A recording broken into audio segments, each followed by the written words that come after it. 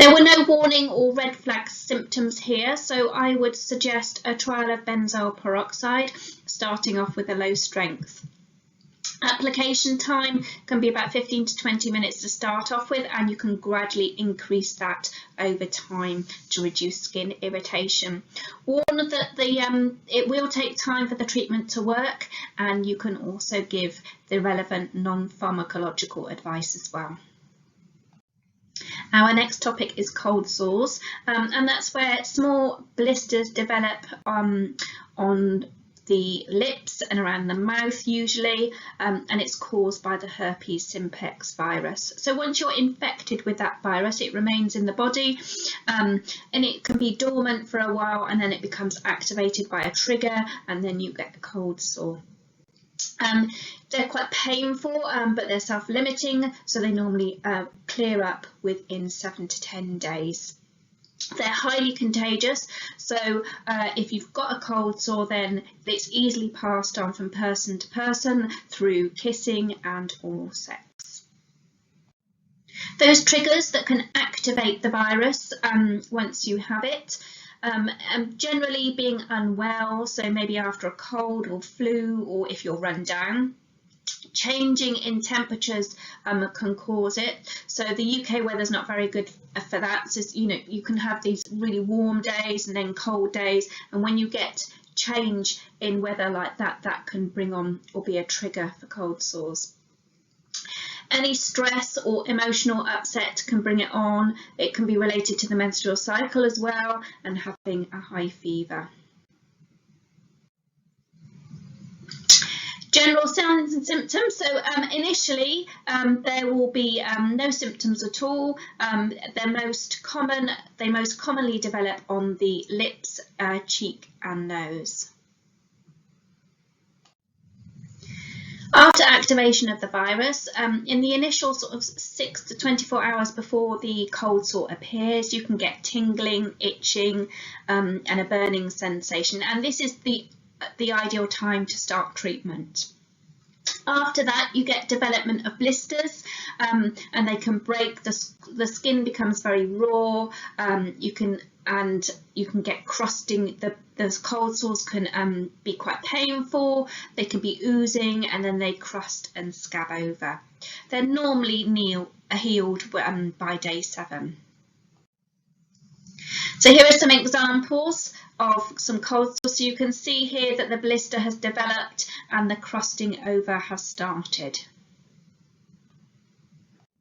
As the cold sores develop, they grow in size, they cause irritation and pain, and then before crusting and scabbing over, they start to ooze.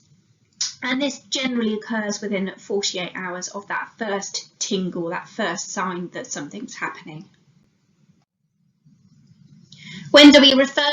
If they've tried treatment that has failed, if anybody has a weakened immune system, so we've mentioned this in several times in previous responding to symptom lectures, so people might be on medication that lower their immune system, so things like chemotherapy or something like cyclosporin, azathioprine. These are medications commonly used in things like after having a organ transplant or in autoimmune diseases, so things like rheumatoid arthritis or Crohn's disease. If there's any dehydration, any signs of dehydration, so in particularly with children, if there's any spread of the infection to the mouth, like inside the mouth, the eyes and the genital area, if the cold sores have lasted more than 10 days, if there's large numbers of them, and also in babies and infants.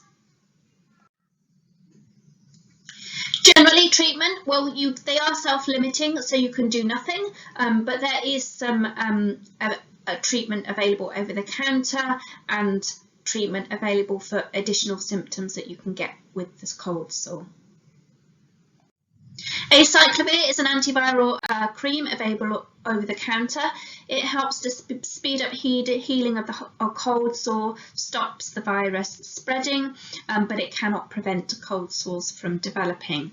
It's best applied when you first get those initial symptoms, those signs, the tingling, burning, itching sensation. It should be applied 5 times a day, normally for about 4 days, but no longer than 10 days, and it cannot be sold over the counter for pregnancy or breastfeeding.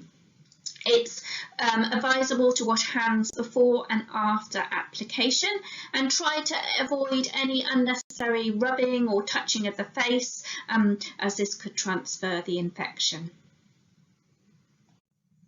Other products that we can use for those additional symptoms. So if pain is an issue, we can recommend paracetamol or ibuprofen if it's not contraindicated. Now, there are several sort of creams that help with itching available over the counter, but we should not be recommending those products for cold sores because it can spread the infection if you're rubbing it into the area. Practical advice we can give: regular hand washing, trying to avoid touching the face, the eyes, the cold sore, avoiding kissing and oral sex while you have the cold sore, not to pop the blisters or pick the scabs because you might risk worsening the cold sore and getting it infected, and generally not sharing things, so not sharing cutlery, or don't share your acyclovir cream or medication, because you can increase risk of transferring or passing on that infection. For things like cosmetics, so if you've used a lipstick while you have a cold sore, then ideally you should bin that lipstick, otherwise you're going to risk reinfection when you use it again. And trying to remove those trigger factors that we talked about earlier.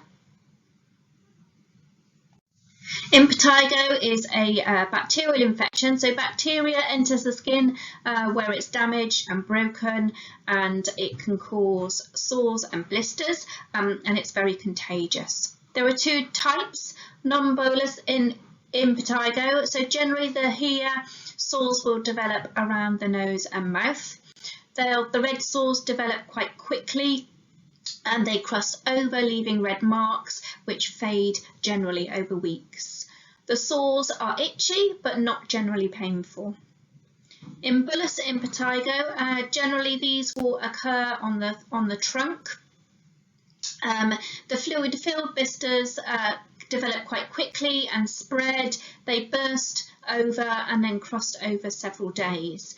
These sores can be quite painful, as well as itchy.